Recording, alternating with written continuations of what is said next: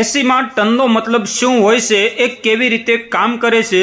Air કન્ડિશનરની વાત થાય ત્યારે તેની સાથે ટન શબ્દ વાપરવામાં આવે છે, પણ શું તમે ટનનો મતલબ જાણો છો? સામાન્ય રીતે ઘરમાં 1 થી 1.5 ટન અથવા તો 2 ટનના એસી લગાવવામાં આવે છે.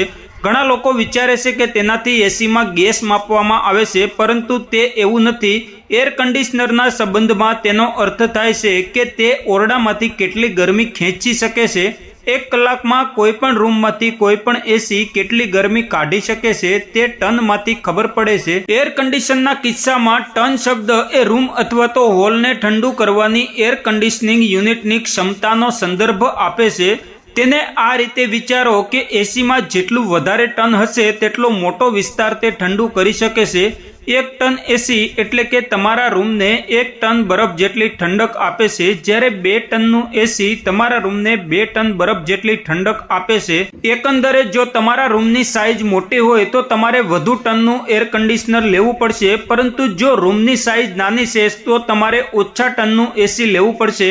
આ વિડીયોમાં અમે તમને જણાવી રહ્યા છીએ કે રૂમની સાઇઝના આધારે તમારે કેટલા ટનનું એસી ખરીદવું જોઈએ. 12,000 BTU 1 ટન કહેવામાં આવે છે. BTU બ્રિટિશ થર્મલ યુનિટ માટે વપરાય છે. તે એસીની ઠંડક ક્ષમતા માપવા માટેનો એક એકમ છે. 1 ટન એસી 12,000 BTU છે. 1.5 ટન એસી 18,000 BTU છે, જ્યારે 2 ટનનું એસી 24,000 BTU નું છે. કેટલા ટનનું એર કન્ડિશનર ખરીદવું? જો તમારા રૂમની સાઇઝ 150 સ્ક્વેર ફૂટ સુધીની છે તો તમારે માટે 1 ટનનું એસી પૂરતું હશે. 150 થી 250 ફૂટના રૂમ માટે 1.5 ટનનું એસીની જરૂર પડે છે, જ્યારે 250 થી 400 ચોરસ ફૂટના રૂમ માટે 2 ટન એસીની જરૂર પડે છે. 400 થી 700 ચોરસ ફૂટના રૂમ માટે 3 ટનના એસી સારું કહેવાય. બીજી બાજુ જો તમે તમારા રૂમની સાઇઝ 600 થી 800 ચોરસ ફૂટ છે તો સારી ઠંડક માટે તમારે 4 ટનના એસીની જરૂર પડે છે. ચાલો અહીં એ પણ સ્પષ્ટ કરીએ કે ઇન્સ્યુલેશન, છતની ઊંચાઈ અને બારીઓ જેવા પરિબળો પણ રૂમ માટે જરૂરી છે. ઠંડક ક્ષમતાને અસર કરી શકે છે. આવી સ્થિતિમાં એસીની ખરીદી કરતી વખતે આ બાબતોનું ધ્યાન આપો. તમે તમારા રૂમના પરિબળોના આધારે ચોક્કસ એસી માટે કોઈ વ્યાવસાયિકની સલાહ લઈ શકો છો. સામાન્ય રીતે ઠંડકની ક્ષમતા બ્રિટિશ થર્મલ યુનિટ BTUs પ્રતિ કલાક માપવામાં આવે છે, જેમાં મોટા રૂમમાં વધુ BTUની જરૂર પડે છે. ઇન્વર્ટર એસી ખરીદતા પહેલા જાણો આ ફરક. લાઇટ બિલમાં થશે જબરજસ્ત લાભ. ઉનાળાની ઋતુ શરૂ છે. હવે એટલી ગરમી છે કે એસી વગર રહેવું શક્ય નથી. ઘણા લોકોના ઘરમાં પહેલેથી જ એર કન્ડિશનર હોય છે, તો ઘણા લોકો આ ઉનાળામાં નવું એર કન્ડિશનર ખરીદવાનું વિચારતા હોય છે.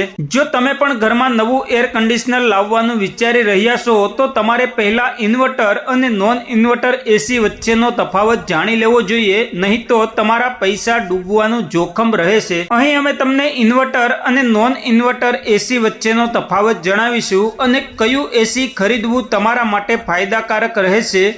ઇન્વર્ટર એસી શું છે?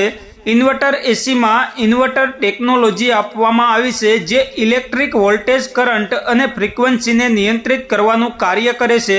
નોન ઇન્વર્ટર એસીમાં કમ્પ્રેસર કાં તો ચાલુ અથવા તો બંધ હોય છે, જેના કારણે તાપમાન સતત વધઘટ થતું રહે છે.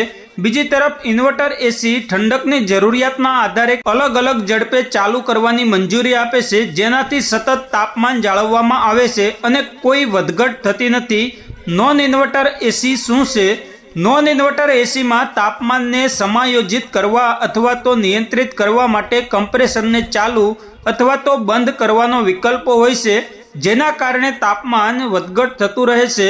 નોન ઇન્વર્ટર એસી ઇન્વર્ટર એસી કરતાં વધુ પાવર વાપરે છે, કારણ કે તેમને તાપમાન જાળવવા માટે વધુ કામ કરવું પડે છે.